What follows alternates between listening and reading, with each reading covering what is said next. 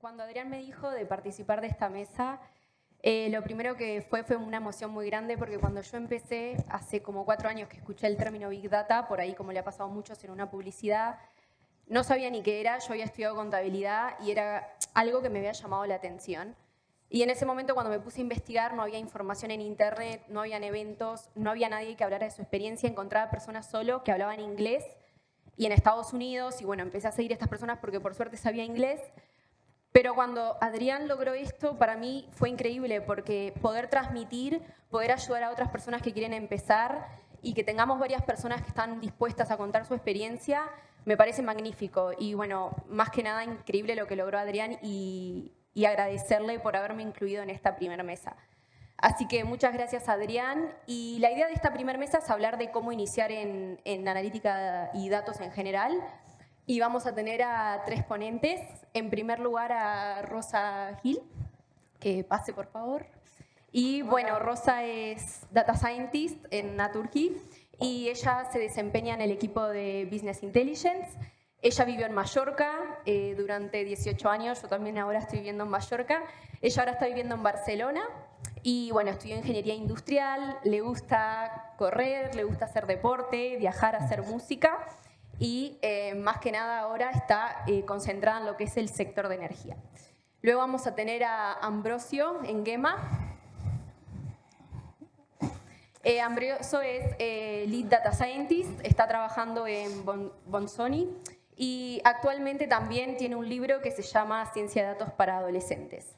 Está especializado en NLP y también es docente en lo que es el bootcamp de Bridge. Y luego, por último, tenemos a Kiko Llanera. Kiko está trabajando en El País como periodista.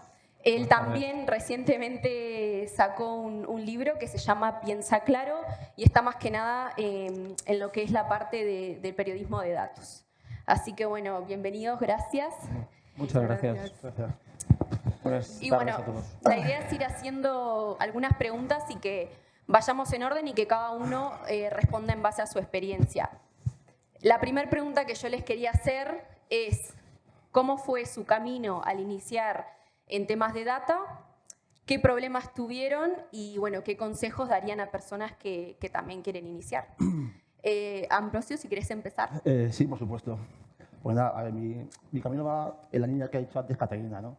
Que yo cuando empecé hace 7 años había mucha dificultad, ¿no?, en encontrar información al respecto, ¿no? No había, como hoy en día hay tanto YouTube, tanto en LinkedIn, había tanto gurú, ¿no?, como hoy en día, ¿no? Entonces sí que, bueno, sí que fui proactivo en mi búsqueda de trabajo, de conocer qué era Big Data, qué era Machine Learning, etcétera, ¿no? Y bueno, tuve dificultad a nivel técnico, laboral. Laboral me refiero a que yo vivía en Valencia y también me tuve que mudar a vivir a Barcelona, porque en Valencia no había trabajo de Data Scientist. ¿Vale? Todo lo que veía era en Estados Unidos, Alemania, como que no se conocía, bueno, no es que, o sea, no había ese hype, ¿no?, que hay hoy en día, ¿no? Con lo cual me tuve que mudar de Valencia a Madrid, viví ahí 3 años, ahí pude trabajar de lo que hoy en día soy y al final eso, de dificultades, 2. Una, la información que faltaba en su día, que me apoyé bastante en Macarena Estevez hace 7 años, le preguntaba por LinkedIn, imagínate si ha pasado tiempo, y eso, y luego el tema laboral, ¿no?, que en Valencia ciudad, eso que la ciudad es grande, no había trabajo de Data Scientist, me tuve que mudar a Barcelona, ¿no?, a trabajar de ello, ¿no? ¿Y cuál era la siguiente pregunta? ¿La segunda? Las dificultades y después qué consejo darías a alguien? Consejos, sí, consejos, bueno, que sean proactivos en la búsqueda laboral, bueno, que no desfallezcan, ¿no? Porque voy a hablar de 2 vertientes, ¿vale? La junior y la muy senior, ¿no? Yo soy profesor de bootcamp y tengo las 2 vertientes. Entonces, al final lo que yo quiero es que sean curiosos con los datos, que investiguen, que busquen, que no desfallezcan. Que uno que sea dentista se puede pasar a este sector. Y un junior que está empezando, si estudia, como he hecho yo en su día, también puede entrar. Muchas gracias, Ambrosio. Kiko, ¿querías comentar al respecto? Hola, ¿qué tal? Muy buenas tardes. Pues bueno, Yo creo que soy suficientemente mayor para no acordarme, digamos, o de acordarme de cuando el sector de los datos o el mundo de los datos prácticamente no existía, digamos, teníamos otros nombres, decíamos otras cosas, entonces creo que voy a ir directo al consejo. Bueno, primero es que deis un vistazo a mi libro, obviamente estoy de promoción, tengo que aprovechar. Es un libro muy pertinente para el asunto del que estamos hablando. Y de hecho, dar una respuesta en parte a mi pregunta, ¿no? Pero bueno, eso lo comentaré después. Y luego, por hacer de contrapunto, yo al final creo que sirvo de un poco de ejemplo de cómo los datos han permeado pues cualquier sector, ¿no?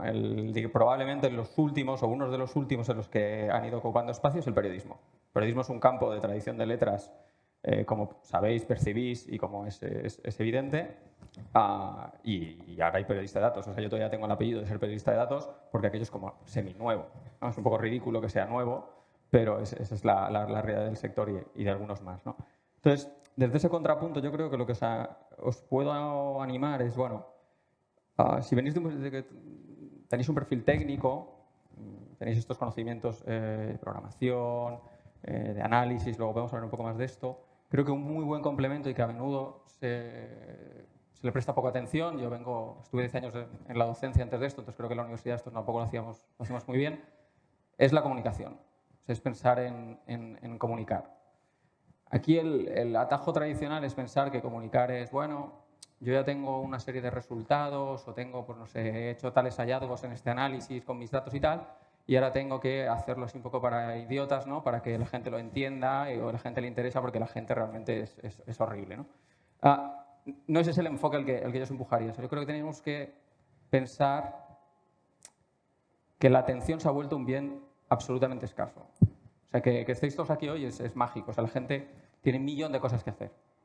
Y esto es cierto. Para mí, obviamente, esto es el centro de mi trabajo. Yo necesito que la gente quiera leer mi artículo en lugar de abrir WhatsApp, hablar con no sé quién, abrir su mail, abrir Tinder, ponerse una serie en Netflix. Yo necesito captar la atención. Mi negocio es captar la atención. Pero eso es un problema para todo el mundo. O sea, cuando le mandáis un mail a un compañero de trabajo, tienes 70 mails en la misma bandeja. Entonces, elegir bien el título del mail, que los primeros párrafos digan lo que necesitas de esa persona lo más pronto posible. O sea, todo eso impacta en tu día a día, ¿no? Entonces, si haces un PowerPoint y ese PowerPoint son los 5 minutos que a lo mejor en ese año, en 2023, te va a prestar atención el CEO de tu empresa, ¿cómo no va a importar lo que tú haces con esos 5 minutos? Detrás hay 70 horas o 700 horas del análisis que has hecho, súper sofisticado, estupendo, fantástico. Pero si luego no eres capaz, digamos, de empujar tus ideas a que convenzan a otras personas para tomar determinadas acciones, pues ese trabajo se pierde, ¿no? Y eso, la buena noticia es que eso no es muy difícil. O sea, aprender a comunicar mejor, lo difícil es aprender a hacer análisis y a programar. O sea, la parte técnica es lo difícil. Entonces, lo que es un error común, pero que os animo a evitar, es no prestar atención a ese último kilómetro, que es eso, elegir unos buenos gráficos para tus historias, quedarte con las 3 ideas más importantes. A ti te interesa todo tu curro, pero todo tu curro no le interesa al resto de la gente.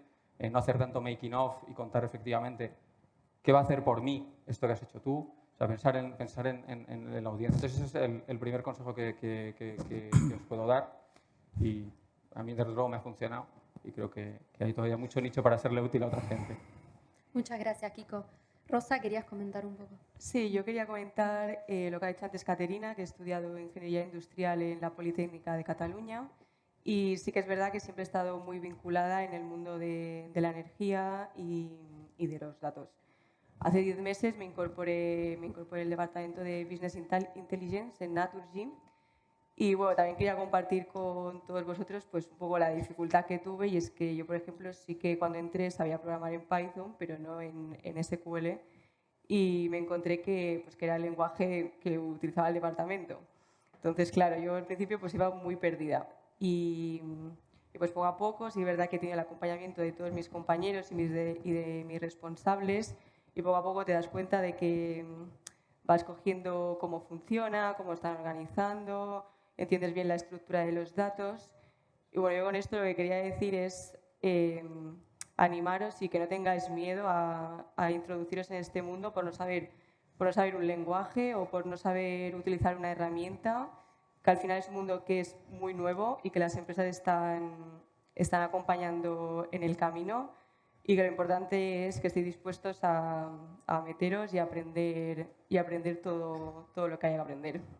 Muchas gracias, Rosa. Bueno, mi experiencia fue un poquito similar, pero yo empecé y prácticamente no tenía formación, sabía solo Excel y me pasó lo mismo, fue darme un poco con diferentes lenguajes, software de golpe y bueno, seguía de mucha frustración los primeros meses, pero que te das cuenta que en realidad no es tan complejo, es un proceso y es práctica y que bueno, que hay personas, hablo con muchas personas que tienen miedos o que no se animan porque creen que es súper técnico, súper difícil y a veces te das cuenta que no es complejo, es simplemente práctica, tener ganas, ser curioso y bueno, con eso ya basta para después que cada uno pueda iniciar.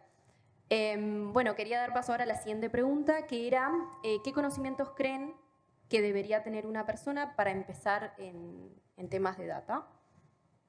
Si quieres empezar, Kiko, esta vez. Empiezo yo, venga.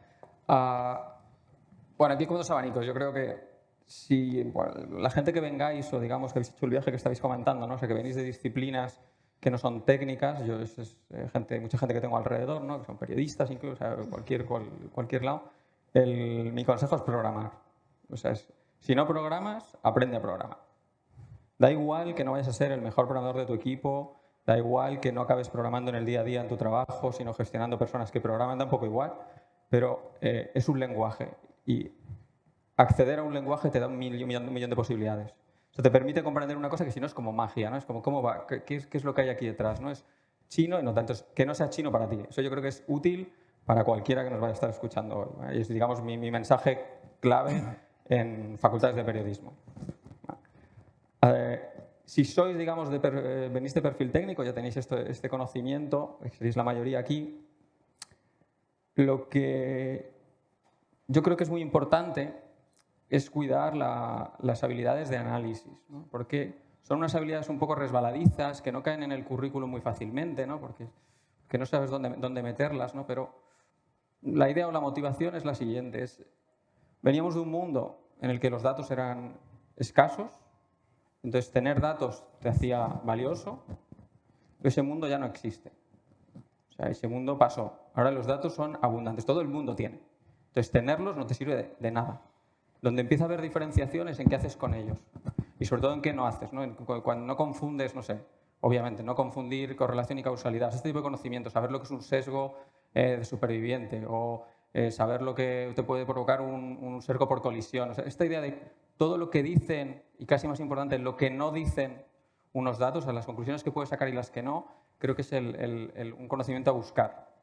Es un conocimiento que no es muy fácil de encontrar, pero eso también lo hace más escaso. Entonces, hay que picotear por ahí, hay que preocuparse por estas ideas y tal, pero creo que es ahí donde puedes marcar cierta diferencia. Excepto que vayas a ser un desarrollador muy puro, muy de infraestructura, que entonces tampoco igual, pero si estás un poquito más arriba en la generación de conocimiento, aquello es muy nebuloso. Y mi consejo es tener eso presente. O sea, no tengo claro un atajo de esto lo enseñan aquí, pero creo que ayuda en general ir hacia eso. Muchas gracias. Ambrosio, ¿quieres seguir? Sí, por supuesto. O sea, yo voy en la línea de Kiko, ¿no? Al final, bueno, añado también que habilidades técnicas, obviamente, la base matemática, estadística, obviamente programación, también saber exponer tus ideas, ¿no?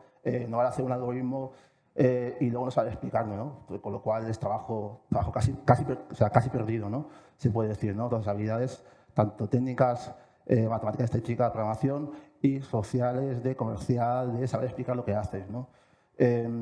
Luego también quiero añadir una cosa, ¿vale? Que ya que Kiko lo ha hecho, yo también tengo un libro, ¿no? Y yo lo he hecho también porque quiero que la gente no le pase como lo que a mí, ¿no? Que sepa realmente la función de un data scientist. ¿Vale? Entonces, yo explico en el libro cómo funciona Netflix, cómo funciona Instagram, cómo funciona YouTube, cómo de un problema social en África, con datos, se pueden extraer conclusiones y ayudar a ese país, ¿no? A que funcione mejor, ¿no? Por ejemplo, ¿no? También explico estadística básica para niños pequeños. O sea, que la gente no se meta en data scientist, en big data porque mola, porque sí, no. O sea, le tiene que gustar lo que hace. y sobre todo sentir pasión por aquello que hace. Yo aún la siento cada día. Yo cada día me levanto temprano a las 5 de la mañana para estudiar. Aún practico. Me gusta lo que hago y lo hago con muchas ganas. Con lo cual, conclusión es una buena base y si no la tenéis, pues a ponerse las pilas, como he hecho yo y mucha gente, y ya está. Muchas gracias. Ya está. Es que si no me rollo más y no hay tiempo. Sí, tenemos pocos minutos. Por último, Rosa. Sí, estoy con ellos. Yo no he escrito ningún libro, pero bueno. Año que viene. No, para mí, al final, el conocimiento pues, también depende un poco de la parte que más te guste. Si te gusta más la parte de análisis de datos, creo que hay que tener una buena base en Excel. Hoy en día pues el Excel sigue estando muy presente en las empresas. Luego saber alguna herramienta de visualización, como puede ser Power BI o Tableau. Y bueno, saber un poco de programación en SQL.